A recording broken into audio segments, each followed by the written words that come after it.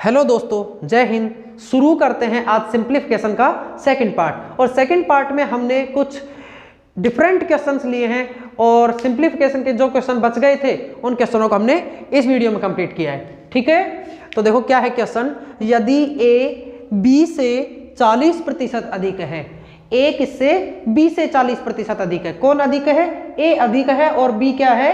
कम है। और b से कितना अधिक है? a 40% अधिक है। ठीक है, और आगे बोल रहा है b c से 20% कम है और b जो है वो c से 20% कम है। तो सबसे पहले हम c को मानेंगे, तो हम लिखते हैं भाई हमारे a b और c। ठीक है, अब c को हम मान ले। c को क्या माने? c को मान लो मैंने 100। ठीक है, क्या मान लिया? 100 मान लिया। अब आगे क्या बोल रहा है? 100 क्यों माना? 100 इसलिए माना कि 100 1% इक्वल होता है किसके? 1 के। 100 का 20% 20 होगा, 10% 10 होगा, इसलिए हमने क्या मान लिया? कैलकुलेशन इजी रहेगी इसलिए क्या मान लिया? 100 मान लिया है। तो 100 अब क्या कह रहा है? b c से 20% कम है। b जो है c से 20% कम है। तो बताओ c का 20% क्या होगा? 20। तो 100 में से 20 चला जाएगा तो कितना बचेगा? 80। यानी कि b कितना है? 80 है, 80 है और c कितना है? 100 है। तो b कम हो गया ना c से। ठीक है, आगे क्या बोल रहा है? यदि a b से 40% अधिक हो। कौन? a किससे? b से। तो बताओ b कौन है? एक तो 80 है प्लस b से a यानी कितने प्रतिशत? 80 का कितने प्रतिशत? 40% कितना है? 40%। क्लियर? 0 से 0 कैंसिल, 0 से 0 कैंसिल, तो क्या बनेगा? 80 तो हमारा था ही था। ठीक है, इससे 20% अधिक होता तो हमने प्लस कर दिया, तो 8 4 जा 32। तो नंबर बन गया हमारा 112। यानी कि a है 112, b है 80 और c है 100। ठीक है भाई, तब a और c का अनुपात क्या होगा? a अनुपात c क्या होगा? बताओ a कितना है? 112 अनुपात c कितना है? 100। अगर मैं दोनों को 2 की टेबल से कट करूं तो देखो क्या कटेगा भाई। मैं 4 की टेबल से भी कट कर सकता हूं, तो 4 2 जा 8 बच गया 3, 4 8 जा 32। इसको मैं काटूंगा तो कितनी बार कटेगा? 4 2 जा 8 और 4 5 जा 20। और इसको कट करें तो ये अब कट होगा नहीं, तो क्या रेशियो आ गया? 28:25। क्लियर? हाँ भाई, नेक्स्ट देखो क्या है। 566 को किस संख्या से भाग दिया जाए कि भागफल और शेषफल 11 प्राप्त हो, 11 प्राप्त हो। ठीक है, तो देखो एक फॉर्मूला होता है। क्या होता है भाई? कि भाज्य बराबर होता है किसके? भाजक के। भाजक गुणा भागफल प्लस शेषफल के। ठीक है, अगर आपको ये 4 चीजें होती हैं, एक भाज्य, एक भाजक, एक भागफल और एक शेषफल, कोई भी 3 दे दे और एक पूछ ले। अब हमें देखो 3 दिया है, एक भाज्य दिया है, एक भागफल दिया है और एक शेषफल दिया है, और हमसे क्या पूछ रहा है? भाजक पूछ रहा है, तो हम भाजक फाइंड कर सकते हैं। अब बताओ भाज्य क्या है हमारा? जो भाज्य है यानी इस संख्या को किस संख्या से भाग दिया जाए, तो भाज्य क्या हुआ? 566 इक्वल होगा, भाजक हमें पता नहीं है तो हम मान लेते हैं क्या? x इंटू भागफल हमारा क्या दे रखा है? 15 दे रखा है, तो 15 आगे क्या है? प्लस लिखेंगे। शेषफल यानी रिमाइंडर क्या है? शेष कितना है? 11, तो 11 लिख देंगे। क्लियर भाई?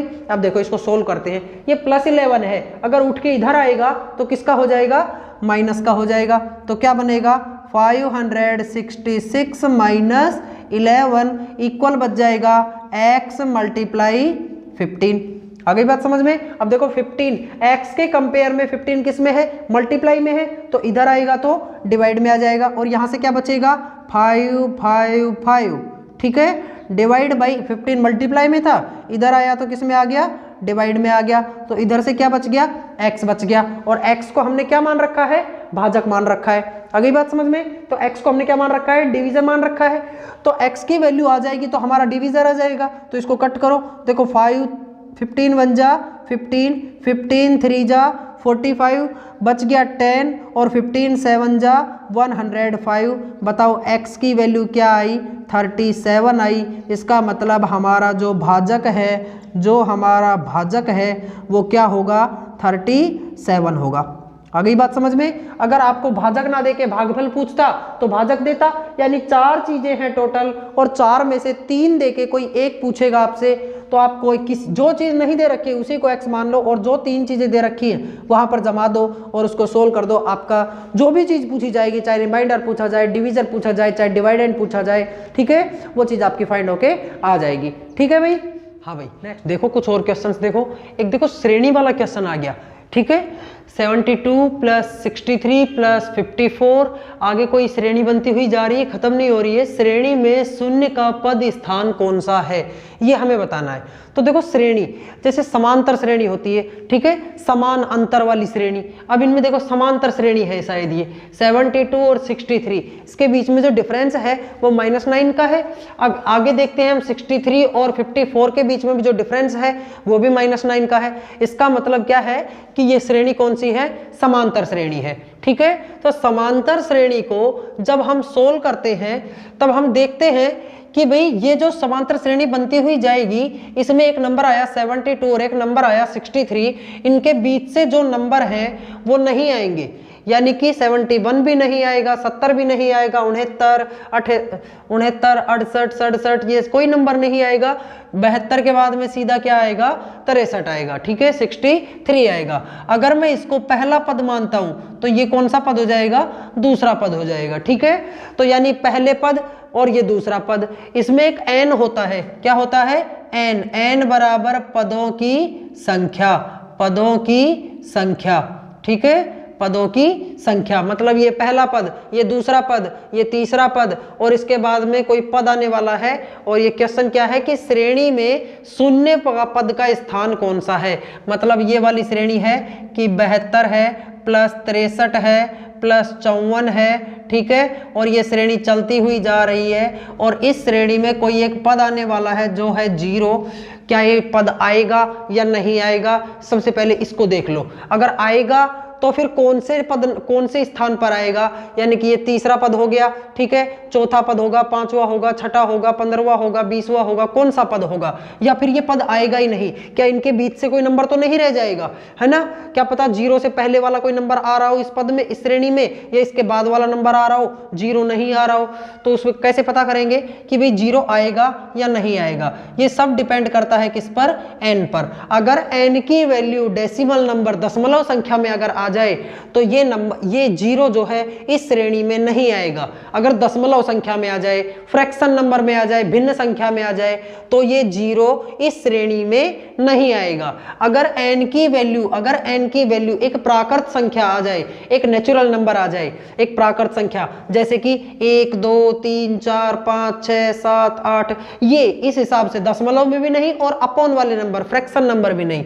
अगर n की वैल्यू एक प्राकृत संख्या आ जाए तो ये 0 इस समांतर श्रेणी में आएगा। अब हमें देखना है कि हम n की वैल्यू को कैसे फाइंड करेंगे। ठीक है, तो देखो, अगर हमें nवां पद ज्ञात करना है, ये पहला पद, ये दूसरा पद, ये तीसरा पद, ये चौथा पद, पांचवा पद, छठा पद, ये nवां पद, मतलब पता ही नहीं कौन सा पद है। nवां पद हमें ज्ञात करना है तो हम लिखेंगे फॉर्मूला nवें पद का, यानी कि nवां पद a प्लस nवां पद -1 मल्टीप्लाई बाई d। ठीक है, ये an मतलब ये लास्ट पद है, ये किसकी वैल्यू है, an की वैल्यू है। किसकी वैल्यू है, an की। ठीक है, a मतलब प्रथम पद, पहला पद कौन सा है, 72, तो ये हमारा a हो गया पहला पद। d मतलब सार्वंतर, तो d बराबर होता है a2 माइनस a1, मतलब ये पहला पद a1, ये दूसरा पद a2, ये तीसरा पद a3, a4, a5 और ऐसे ही an की वैल्यू हमें बतानी है कौन सा पद है। ठीक है, a2 माइनस a1, यानी कि दूसरे पद में से पहला पद माइनस करो, तो 63 माइनस 72, आंसर आ गया है -9, मतलब d की वैल्यू क्या है, 9 है, -9 है। तो जमा दो, बताओ an की वैल्यू क्या है, 0 है। ठीक है, an की वैल्यू क्या है, 0 है। a की वैल्यू क्या है, 72। ठीक है, प्लस का प्लस, n की वैल्यू हम फाइंड कर रहे हैं, हमें पता ही नहीं है, -1 इंटू डी की वैल्यू -9, ठीक है। सोल्व करो, देखो 0 बराबर 72 प्लस -9 गुणा n -9n, ठीक है, minus into minus plus, 9 into 1 9, ठीक है। अब आगे सोल्व करो, क्या बनेगा, 0 बराबर 72 प्लस माइनस -9n प्लस 9, ठीक है भाई। अब देखो ये +9 है, ये +72 है, कितने हो जाएंगे, 81 हो जाएंगे, और वो अगर उठ के इधर आएंगे तो किसके हो जाएंगे, -81, इधर से क्या रह जाएगा, -9n, ठीक है। तो माइनस से माइनस कैंसिल, तो क्या बचा भाई, n बराबर बचा है 81, 9 मल्टीप्लाई में था, इधर आया तो डिवाइड में आ गया, कट कर दो, 9 1 जा 9 और 9 9 जा 81, बताओ n की वैल्यू क्या आई है, 9 आई है, ठीक है। अब तो ये तो एक प्राकृत संख्या है, ना तो दशमलव संख्या में आई है और ना ही भिन्न संख्या में, फ्रैक्शन नंबर में आई है, तो इसका मतलब ये इस J0 इस समांतर श्रेणी में आने वाला पद है, यानी कि कहीं ना कहीं 0 आएगा, जैसे इनके बीच से जो नंबर रह गए इन नंबरों में वो नहीं रहेगा, ये 0 इस श्रेणी में दिखाई देगा, और वो कौन सा पद होगा, 9वां पद होगा, मतलब ये 9वें पद पर आ जाएगा, 9वें पद पर। आ गई बात समझ में। देखो भाई नेक्स्ट क्या है, सभी 3 अंकीय संख्याओं का योग क्या होगा, सभी 3 अंकीय संख्याएं, मतलब जितने भी 3 अंक के नंबर हैं उन सब का योग क्या होगा। तो देखो 3 अंकीय संख्याएं, सबसे छोटी संख्या 3 अंकीय सबसे छोटी संख्या कौन सी होगी, तो सबसे छोटी होगी 100, ठीक है। इससे पहले जो नंबर आता है वो 99 आता है, यानी 99, और 99 में कितने अंक होते हैं, 2 अंक होते हैं, तो यहां से शुरू होती है 3 अंकीय संख्याएं।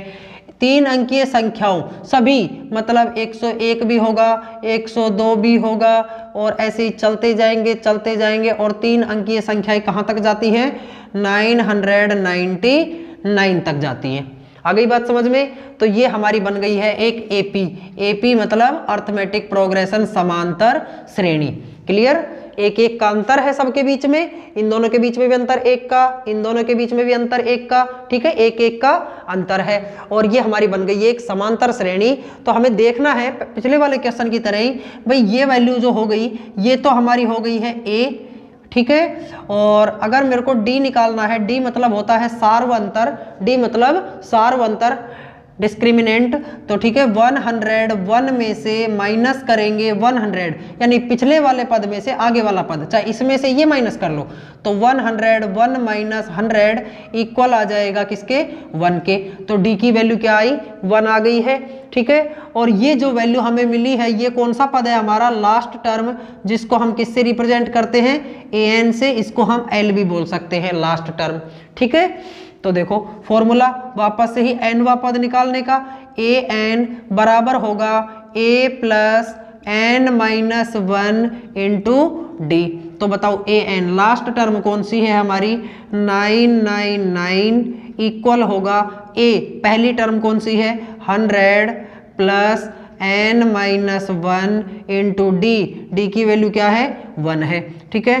तो 999 इक्वल होगा 100 प्लस 1 इंटू n, 1 इंटू -1 और 100 माइनस 1 99, अगर उठ के इधर आएगा तो किसका हो जाएगा, माइनस का, तो 999 माइनस 99 इक्वल रह जाएगा किसके, n के। देखो 100 माइनस 1 क्या बचा यहाँ पर, 99, और 99 प्लस का बचेगा क्योंकि बड़ी संख्या है, और 99 जब उठ के इधर आएगा तो किसका हो जाएगा, माइनस का हो जाएगा। तो बताओ यहाँ से कितनी वैल्यू, यहाँ से क्या बचा, 900, ये किसकी वैल्यू आई है, n की वैल्यू आई है, मतलब n ये कौन सा पद होगा, ये कौन सा पद होगा, ये पद होगा 900वां पद, 900वीं टर्म, ठीक है। अब हमें देखो 3 अंकीय सभी संख्याओं का योग क्या होगा, हमें तो पद नहीं निकालने थे, ये तो हमें वैल्यू चाहिए थी इसलिए हमने निकाला। अब ये पूछ रहा है योग, यानी कि ये पहली टर्म का योग 100, पहली 2 का, इसको भी जोड़ो, इसको भी जोड़ो, 2 का योग, पहली 3 का, तो इन तीनों का योग। ऐसे ही सभी टर्म का, ये फर्स्ट 900 टर्म जितनी भी हैं इन सभी का योग क्या होगा।